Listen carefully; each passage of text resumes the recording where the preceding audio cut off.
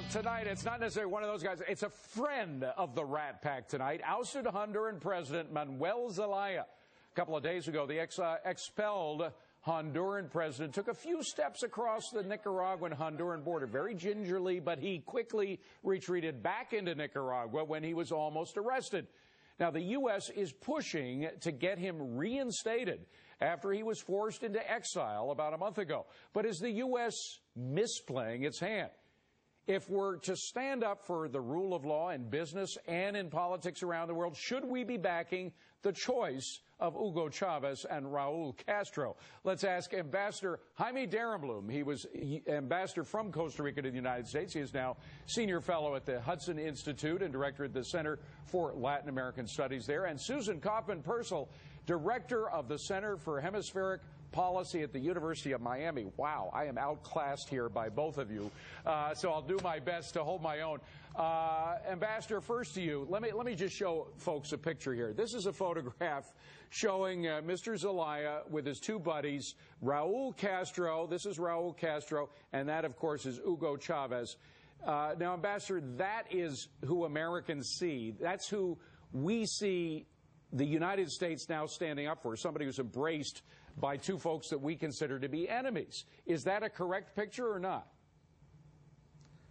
Well, at the beginning, the United States joined the rest of the countries in condemning what happened in Honduras, in terms because it was seen like a traditional coup, a traditional military takeover, which wasn't.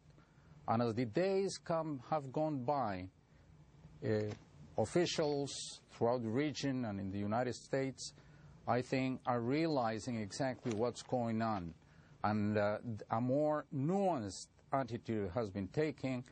The administration has pushed of lately in the right direction towards a dialogue that would provide a face-saving position to everybody. Okay, but Ambassador, hold on a second, because, Susan, I got to be a little more frank about what's going on here. This is a guy who's a tough son of a gun. I mean, he's a real tough SOB. That's the kind of person he is. He was raised on a cattle farm. He's used to dealing with people in a tough fashion.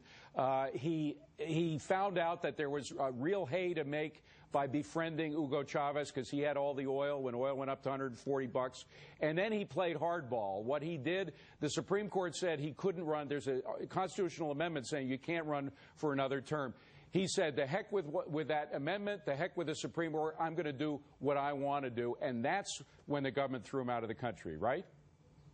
Yes, but even more than that, the military acted at the request of the Congress and the Supreme Court and several other of the country's democratic institutions. And so this in no way was a traditional military coup.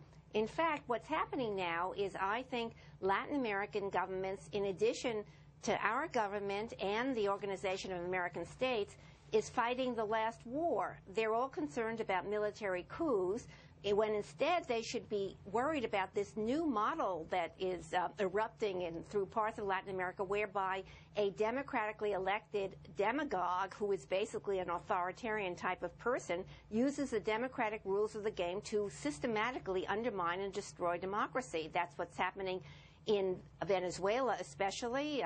You've also got Bolivia. Those are the two strongest cases, examples of what's happening. Okay, so when we see this photograph, and I'll put it up again, this is Zelaya in the middle, the guy with a mustache, surrounded by Raul Castro and Hugo Chavez. He's there for a reason. He wants to adopt the model of this guy, Hugo Chavez, who was democratically elected, but then changed the Constitution, changed their whole legal system so that he couldn't be thrown out of town. Is that right, Susan? Exactly. I mean, what he was trying to do was essentially call a referendum and have, quote, the people that he mobilized support his staying in power. And then he would systematically put all the power, political power, and the economy, slowly but surely, in his own hands. All right. So I mean, we should understand it now. It's happened a million times. Ambassador Darrenblum, we have seen these power plays before in Latin America, where the caudillos, that is, the strong men of Latin America, find ways to manipulate the rule of law so they can stay in power practically basically forever. That's what Chavez is doing, and of course that's what the Castros did. Are you afraid, as a former ambassador from a Central American country, that we are going to see this as a new trend, particularly because the United States now, in the form of Hillary Clinton as their Secretary of State, seems to be supporting this guy? I think the situation in Honduras is becoming clearer and clearer by the day, and the odds of Mr. Zelaya returning to the presidency are dropping by the minute, because with his antics and with his statements, it's very obvious that he's an instrument of Hugo Chavez, and he's being manipulated by Hugo Chavez. But, Ambassador, we continue to have the Secretary of State, Hillary Clinton, say, we want this guy back in power in Honduras. The State Department, the authority, most democracies in Latin America officially is one line, but they are taking a more nuanced view and a more nuanced pronouncement in reference to Zelaya, because Zelaya basically has offended all of them by just taking his orders from Hugo Chavez, all right, including his host.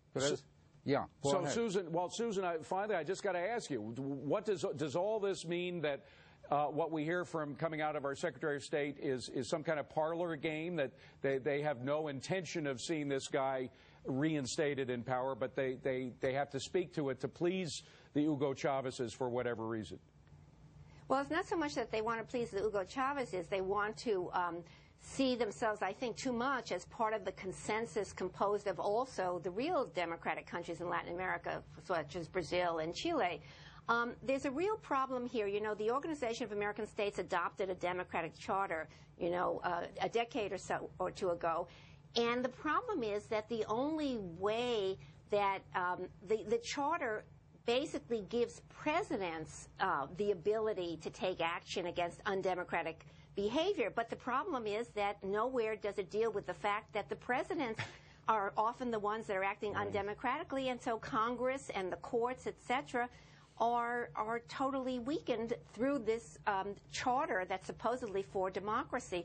The United States government seems to be focusing too much on the precedent in terms of if they let Honduras stand, then, you know, other militaries will want to act. But there's a different precedent, which is that if we let Zelaya come back, we may be able to let the Hugo, that may be letting the Hugo Chavez model stand. I mean, what happens if they let Zelaya come back and then he starts behaving badly again, and then who's going to remove him? Lord knows. Lord knows. I don't think it's going to be the U.S. Marine Corps because right now we're backing him.